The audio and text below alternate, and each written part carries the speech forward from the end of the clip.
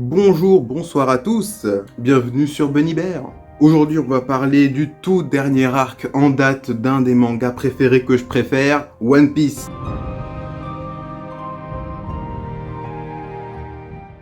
Petit disclaimer tout de suite, l'arc Wano Kuni ne s'est terminé qu'en prépublication, donc il n'y a pas longtemps. Donc si t'as envie de conserver le suspense, ne regarde pas cette vidéo. Après, si tu préfères te faire spoiler, libre à toi bien entendu. Petit résumé. L'arc Wano Kuni, ou Pays des Wa, moi j'aime bien ce nom, est le 31e arc de la série et le 4e arc de la saga 4 empereurs de One Piece. L'Alliance Ninja Pirate Mink Samurai met son plan en marche pour recruter les pirates de Barbe Blanche dans un premier temps, puis pour libérer le Pays des Wa du contrôle de Kaido et de son shogun. Après moult péripéties, notamment durant lesquelles Luffy part en prison et y retrouve entre autres le capitaine Kidd ou même encore Big Mom, l'équipage finit par s'allier à Kidd et après un long flashback sur Oden Kozuki nous permettant d'en apprendre davantage sur Gold Roger, ils partent tous, donc avec l'eau et avec les faux rouges, faire un raid sur Onigashima, la terre de Kaido et de son équipage. Après une guerre sans merci, Luffy se révèle être Joy Boy et active le Gear 5, lui permettant de vaincre Kaido. Sauf que ça ne s'arrête pas là, Ryokugyu, un amiral de la marine, arrive pour éclater la tronche de Luffy, mais les faux rouges s'interposent et le combattent. On nous révèle également que l'Atlantique Pluton se trouve en dessous de Wano, mais on a l'air de s'en foutre. Bon, grosso modo, c'est ça. Avant toute chose, je me dois d'éclaircir certains points.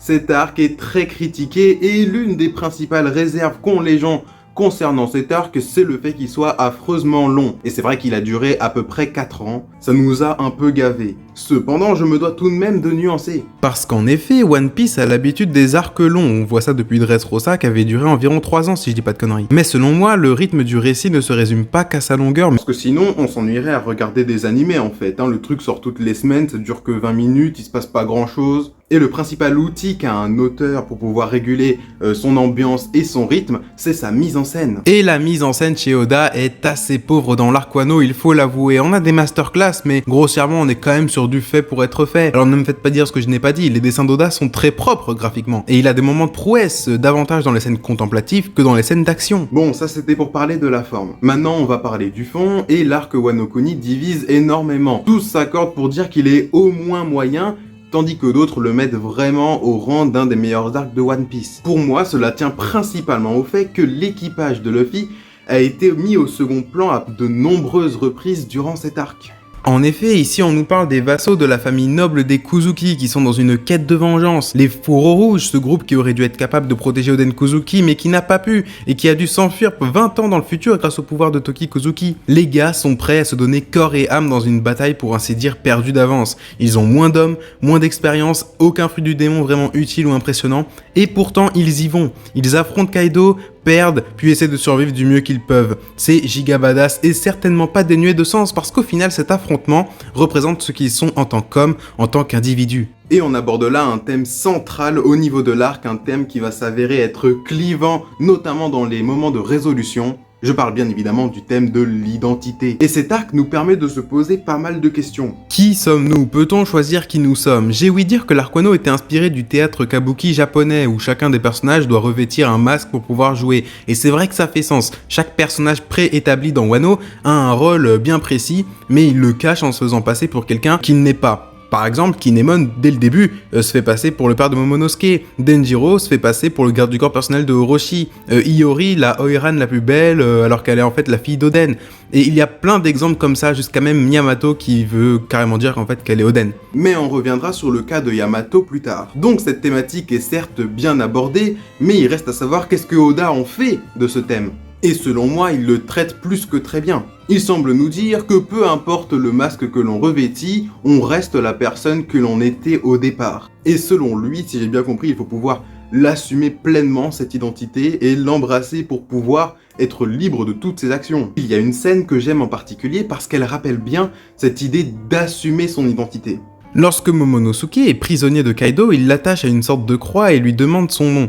Là où avant il avait bien bégayé avant de se faire jeter, cette fois-ci non. Il est tombé sur un Luffy qu'il a à maintes reprises, et notamment à Zo, pris non pas pour un enfant mais pour ce qu'il est réellement, un noble, un seigneur de la famille Kozuki. Il décide d'assumer son nom et de le crier en rappelant sa signification, l'homme le plus fort du monde.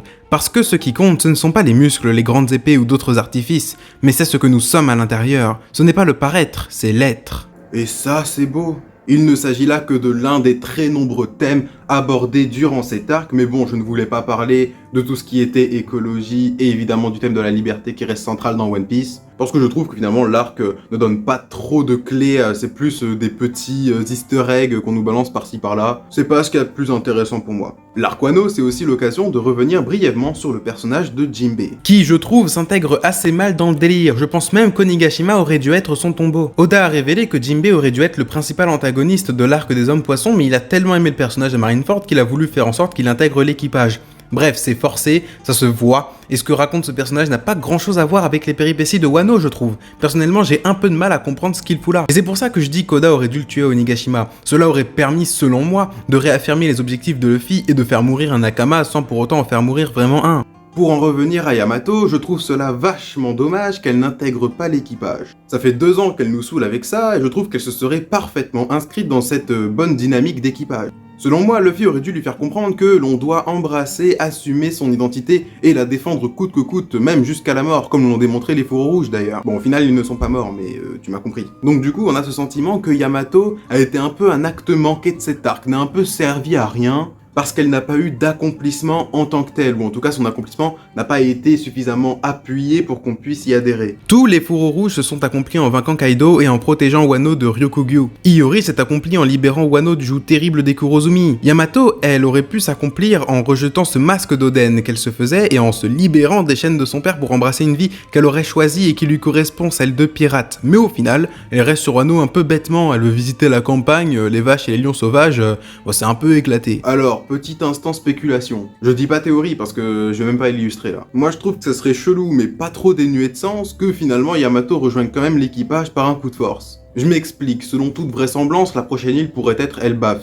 Puisqu'on sait, on nous a donné des infos juste à la fin de l'arc que Pluton était en dessous de Wano, bah ça ne serait pas déconnant que Big Mom ait survécu, qu'elle prenne Pluton pour aller chasser les Mugiwara, que Yamato voit ça se produire et que donc elle se lance à la poursuite de Big Mom, ou alors qu'elle se lance à la poursuite des Mugiwara pour pouvoir les alerter du danger. Ce ne serait pas totalement déconnant, mais ce ne serait pas ouf. Voilà, c'était juste mon petit instant de spéculation. Mais bon, moi je pense qu'Oda a raconté tout ce qu'il pouvait avec ce personnage et qu'au final, bah c'est très décevant. Voilà, bon c'est tout ce que j'avais à dire sur cet arc qui était vachement cool. Un véritable plaisir de l'avoir suivi pendant 4 ans, j'ai hâte de voir ce qui va arriver ensuite. Moi je ne parle pas du Gear 5, des transformations de Zoro, Sanji, de Ryukugyu, tout ça, ou même de tout ce qui s'est passé, la Cross Guild, la rêverie, parce que bah à ce stade de l'histoire, en vrai on n'en sait rien, c'est juste des infos qui ont été mises un peu par-ci par-là, à part spéculer, même si j'aime bien ça sert à rien, moi je voulais vraiment parler de l'arc et de ce que ça racontait, mais si vous avez des théories, n'hésitez pas à me les dire dans les commentaires. Sur ce, n'oubliez pas, un petit pouce en l'air ça fait toujours plaisir, en plus vous avez vu qu'on a une petite chaîne, on est tranquille ici, un petit commentaire pour la force, ça fait toujours plaisir.